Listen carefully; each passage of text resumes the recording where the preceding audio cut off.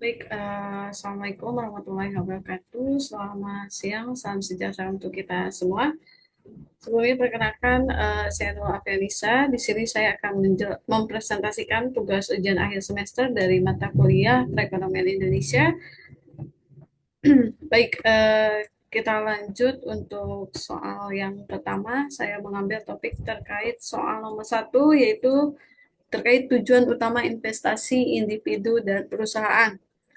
Nah, secara umum, tujuan utama dari investasi adalah untuk menumbuhkan nilai aset atau kekayaan di masa depan. Namun, terdapat perbedaan yang cukup signifikan dalam tujuan investasi antara individu dan perusahaan, karena keduanya memiliki motivasi dan konteks ekonomi yang berbeda. Saya akan menjelaskan terkait tujuan investasi bagi individu, yaitu keamanan finansial di masa depan. Individu berinvestasi untuk menjamin kestabilan keuangan, terutama untuk kebutuhan jangka panjang seperti dana pensiun, pendidikan anak, atau dana membeli rumah, dan lain sebagainya. Nah, penghasilan tambahan ini yaitu beberapa individu mencari pendapatan pasif dari hasil investasi seperti bunga deposito, dividen saham, atau keuntungan sewa properti.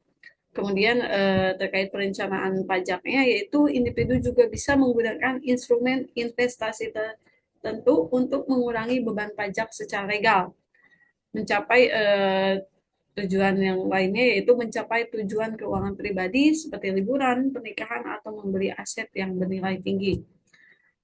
Dan adapun tujuan investasi bagi perusahaan, yang pertama, pertumbuhan usaha.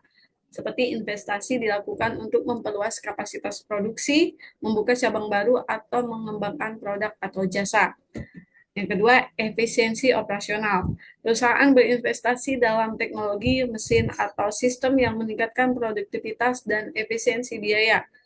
Kemudian meningkatkan keuntungan, yaitu investasi strategis seperti akuisisi perusahaan lain atau pembentukan anak usaha bertujuan untuk meningkatkan profitabilitas.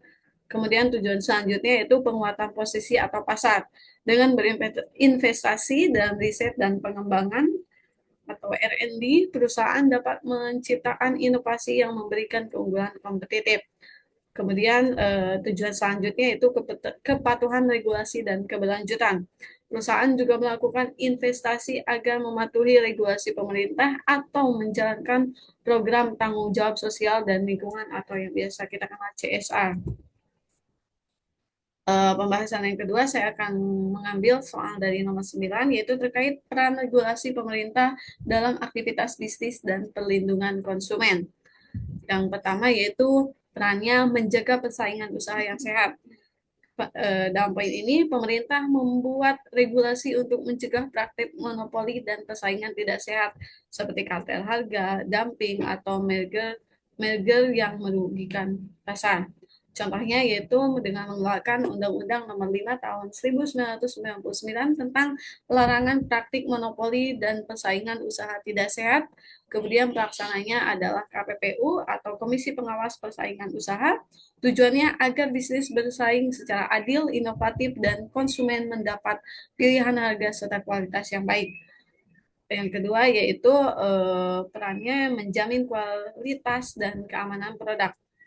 Regulasi ini diperlukan untuk memastikan produk dan jasa yang ditawarkan aman untuk dikonsumsi, bebas dari bahan berbahaya, dan memenuhi standar mutu seperti ada label halal, SNI, BPOM untuk obat dan makanan.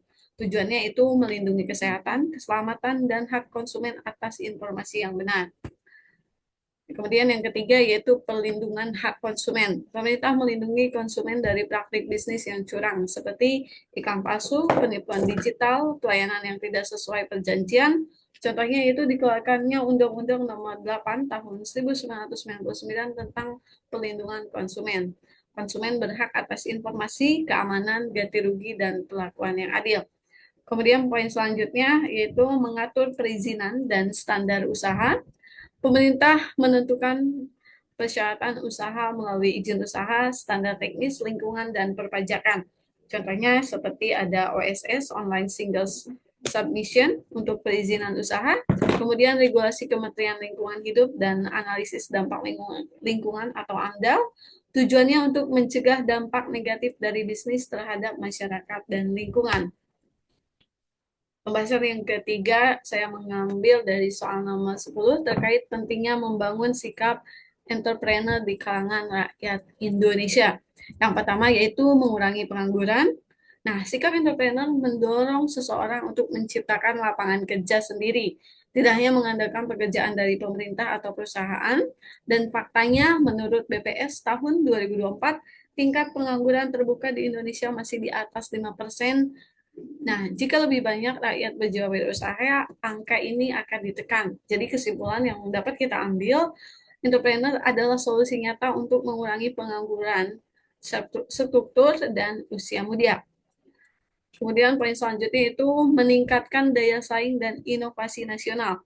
Wirausaha menciptakan produk atau jasa baru, memperbaiki proses bisnis, dan memperkenalkan teknologi baru yang mendorong efisiensi. Contohnya seperti startup teknologi lokal seperti Gojek, Ruang Guru, dan Kopi Kenangan adalah hasil semangat entrepreneur muda Indonesia.